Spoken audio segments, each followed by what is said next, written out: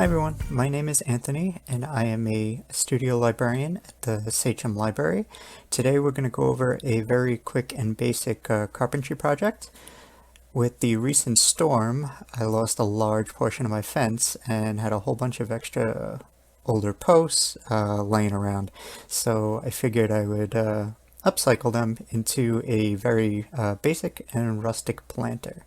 So I thought I'd bring you guys along on the process if anyone wants to try to replicate it at home.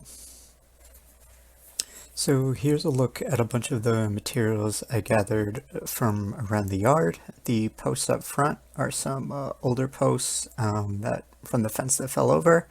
I cut away anything that was really rotted and kind of took the best pieces I could find. The landscape timbers on the far end of the table were leftovers for another project, so I figured I would reuse them while I had them. After going over the materials I had and taking some measurements, I decided upon doing a log cabin style rustic planter. The reason I call it like a log cabin style is because you have alternating courses of wood that are built up. We'll go more over the step-by-step build process of it a little bit later, but I always like to mock things up like this now just to see what I'm getting myself into.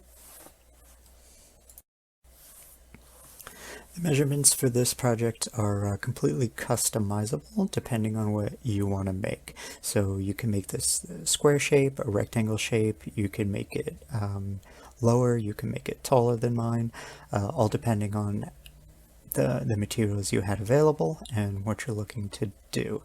And the most important thing to keep in mind is that you want to alternate your courses of wood as you go up. As you'll see, the edges of this particular project, they're kind of staggered, and you'll see that more as we go step by step through the actual build process.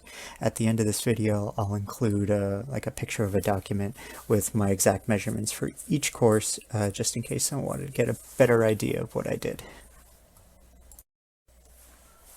As far as tools I'm going to be using for this project, I'm going to be using a set of drill drivers. I'm also going to be using a miter saw to do all the cuts in the wood. But the beauty of this project is you don't really need access to power saws to be able to make all your cuts. Everything is squared off, so it's really easy to do with a regular handsaw if you have one available.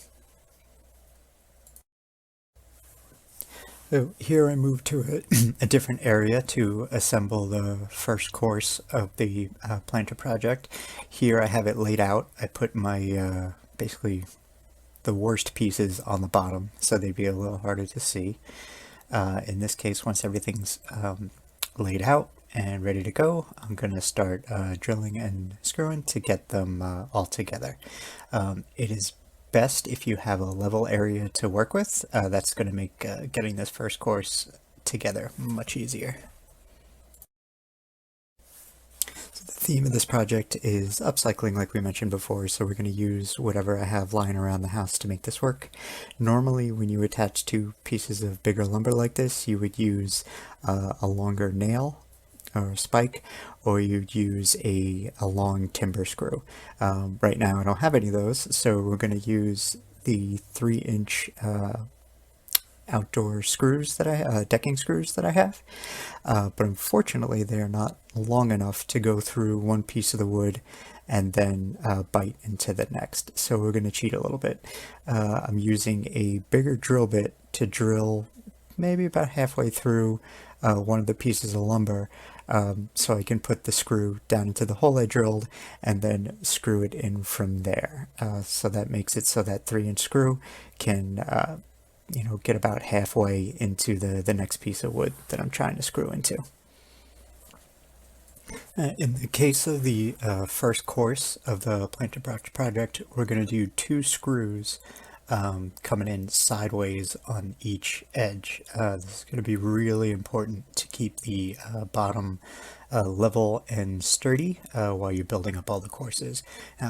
You could do this on the courses going up, but I only did it for the bottom, and I'll show you the way I alternated the screws as I built up, just to kind of keep it strong.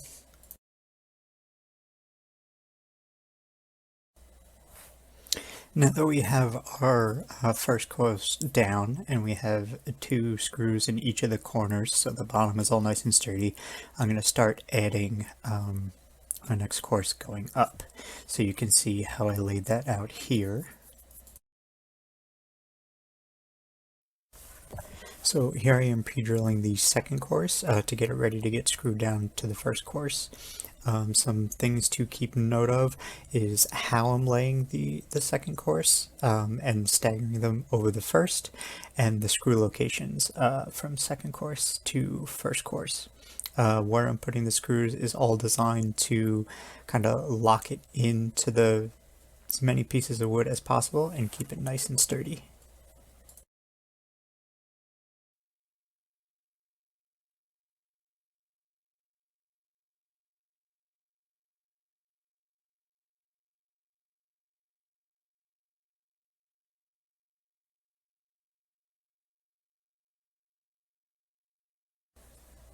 So here we are starting on the third course. We're going to do pretty much the exact same thing we did on the second course. We're going to go around and pre-drill and then start screwing all them down. Like we did for the other course, the thing we really have to keep note of is to stagger the corners. So when we lock it all in, it stays secure.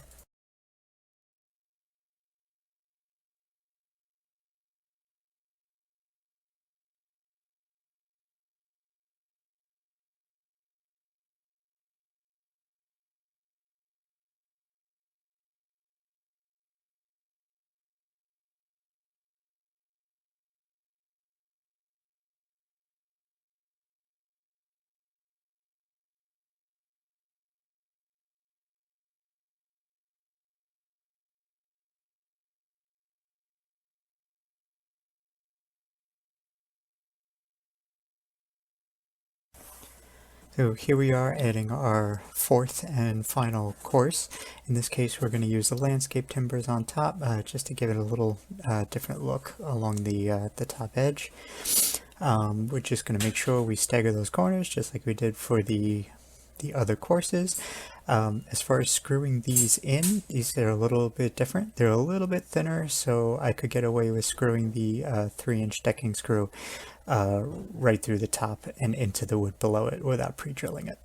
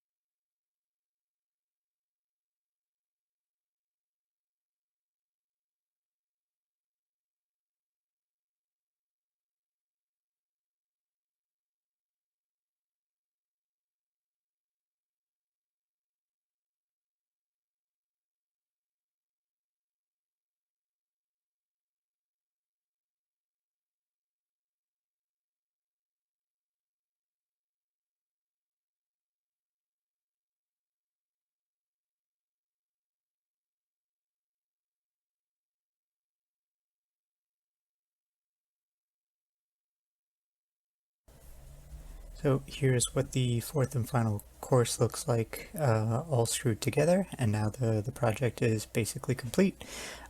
You can leave it like this and keep its rustic look, or in my case I had an extra can of deck stain, so I gave the thing an entire coat just to clean it up a little bit.